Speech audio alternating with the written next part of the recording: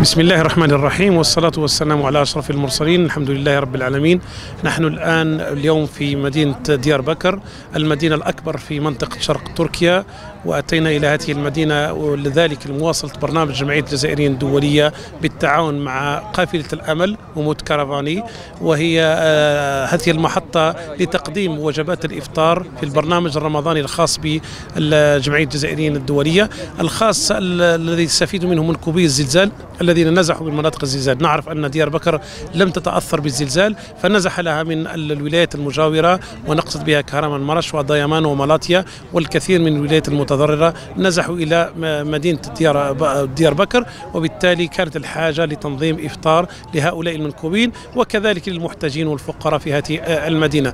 العملية بدأناها من مالاتيا ثم ديامان ثم كهرمان ثم اسكندرون ثم هاتاي ثم سيرت ثم باتمان، وها نحن نصل إلى مدينة ديار بكر لنقدم هذه الوجبات. والشكر موصول لجميع المحسنين الذين دعموا الجمعية، ولشريكنا الإنساني جمعية أو وقف قافلة الأمل ومود كارافاني الذي كان في مستوى هذا التعاون، ونتمنى تتواصل العمليات الإنسانية لإغاثة إخواننا المنكوبين في الزلزال من إخواننا الأتراك والسوريين النازحين لمدينة ديار بكر أو المدن الأخرى أو الموجودين في مناطق الزلزال.